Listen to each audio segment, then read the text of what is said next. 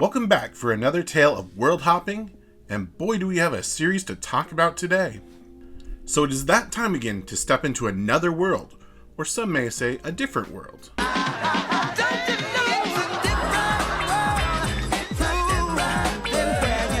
For today's episode, we are going to watch the 2022's Eminence in Shadow by Nexus Studio.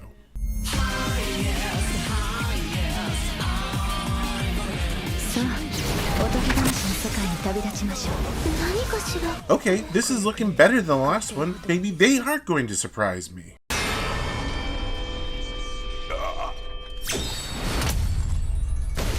You may have more magic power than Alpha. Unfortunately, you have no idea how to use that power, do you? And I'm sorry to say, but your lunge is quite pathetic.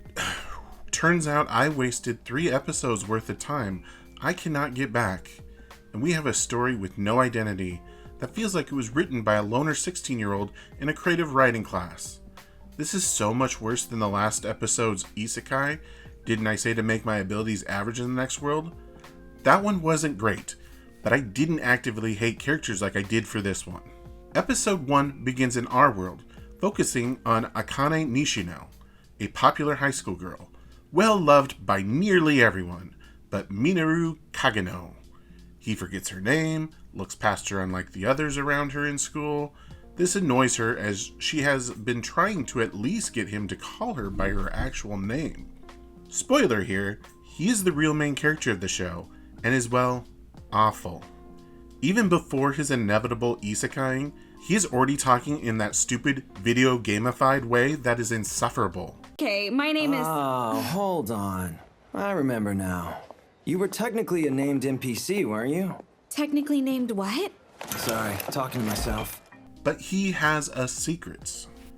You see, he only acts like a mob character, which is a character that is pretty much a background character in anime and manga. They don't stand out, and are really there to fill a scene. Usually they don't even have lines. I used Mob Psycho 100 here to show that, but mainly so that I could talk about one good anime and manga today. Seriously, check it out. It is amazing, but sadly not an isekai, so I can't talk about it here. Kageno does this so that others don't know the fighting skills and power he is trying to develop, so that he can rule in the shadow as the Eminence in Shadow. The Eminence in Shadow. Get used to that. He doesn't shut up about it. And why does he do all this? Well, your guess is as good as mine. There is no reason given in the first 3 episodes that makes a difference one way or another. He is just an asshole. Well, one day he happens to see Nishino getting kidnapped, which also is her second time in this position. Is that important to the story? No, just seems to be a reason to give us literal moments showing possible SA on the screen. Please get used to this kidnapping theme. You're going to see it again. Kageno ends up going to rescue her from 2 gangster characters that are holding her for ransom. Turns out old Kageno has been throwing on a ski mask and running around beating up bikers and other assorted baddies to hone his fighting skills. After leaving the 2 criminals involuntarily removed from massive amounts of their own blood, he saves Nishino and they can return to their normal lives. The next day at school, he finally looks her in the eye and says her name this time. Everything good now, I bet. We just had this story arc and have 2 characters on a journey together. Nope, isekai. Now why did he end up dead? He doesn't save anyone. No, Kageno literally freaks out because he will never be strong enough to survive a nuclear blast. Let's take a moment here, as this is the biggest issue with this show in general. Kageno is the worst and least interesting character. I would rather spend time with anyone else in the show and skip past him completely.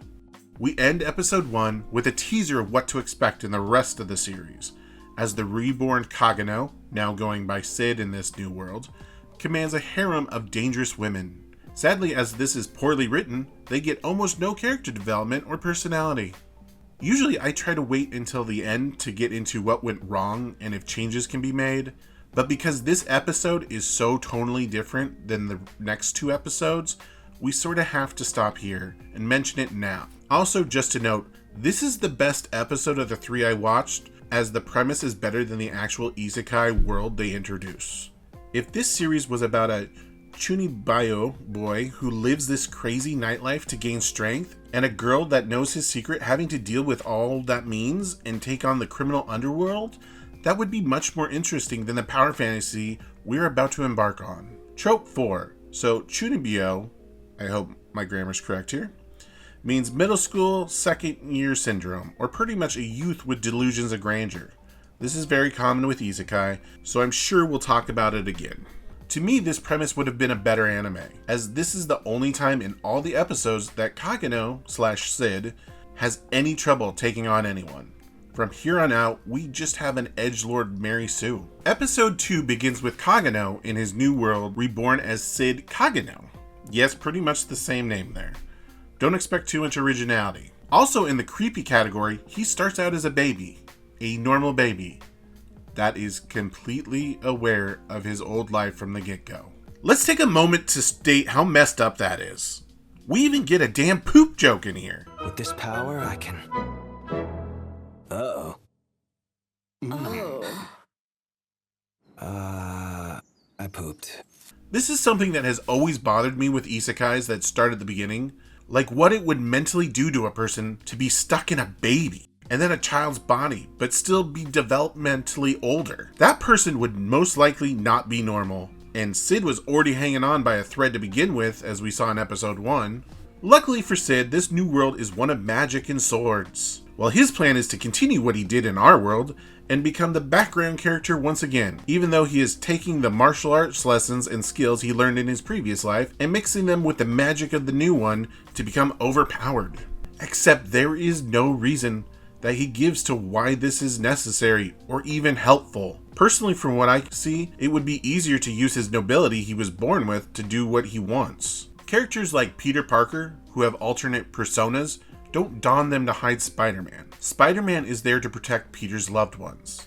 For Sid, there is never a reason for a lesser persona. Even going a Batman route and say that Batman's the real persona, Bruce Wayne still awards Batman with access and stuff that can help him. Sid has none of that. Now a 10-year-old boy and is letting his older sister Claire take the spot of Golden Child in terms of skill in the family, though he is secretly better, even coming across a gang of bandits and slaughters them. Edgelord fantasy served hot. Sid comes across a rotting blob of flesh, and of course his first thought is to mess around with it with magic. Soon though, that mask becomes a female elf. Sid just renames Alpha for no reason and lies to her about what is going on. And that is that there is a secret cult that worships the demon Diablos. Why does he do this? I'm not sure. That is another problem with this show. There is no reasoning here. Sid just does stuff to do it. There is never any thought put into it. It gets so annoying and it happens all the time in this show. We then time jump 3 more years and Claire is kidnapped. Episode 2, and this is the 3rd kidnapping.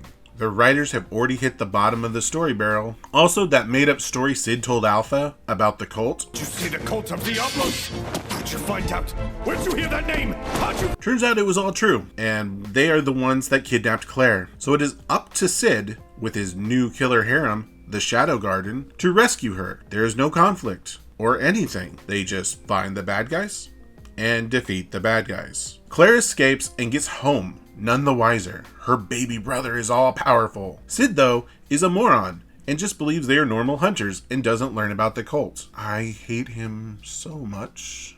Finally, episode 3. Time jump 2 more years, and now to start the school arc as Sid. Sid just wants to be unnoticed, and even refers to himself as background character A. Medieval-style hierarchical society, but I still managed to get in, even though I'm just background character A. Of course, they still treat me like I'm a background character.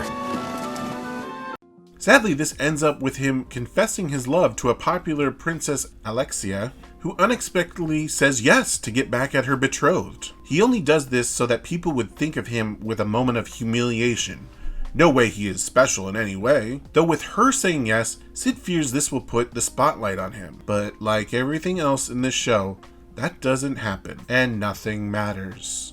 Episode ends in another kidnapping, this time of Alexia, who Sid is now the prime suspect. For those keeping score at home, this is 4 kidnappings in 3 episodes. They have one play, and they're going to run it into the dirt. So that was the first 3 episodes of Eminence in Shadow, and I have no clue who this is for. The animation is much better than Didn't I Say to Make My Abilities Average in the Next Life, but if you asked me, that one is better story-wise. Don't get me wrong, it still isn't great, but better in comparison. If Eminence in Shadow played Sid as more of a comic weirdo, it could have worked better, but the story feels like it wants us to be in awe of him, but gives us no reason to do so. We never get any explanation of why he is so powerful, or why this harem must follow him. He's just a cosplayer in this world. My theory on this show is that it all takes place in Kagano's dying moments. His synapses are firing off, and he just created this world where everything seems to go his way without any conflict. Superpowered without any reasoning, has followers without any work. I'll check. This boy is dying. No other world, and he created his own power fantasy. The show would work so much better without Sid. I would much rather watch a show about Shadow Garden and them trying to infiltrate this cult than anything about this moron. While I mentioned I thought a character like them could work in the real world setting from the first episode, it would be doing so because he still does have weaknesses and vulnerabilities and flaws. Stuff that once he becomes Sid, though, that is all out the window.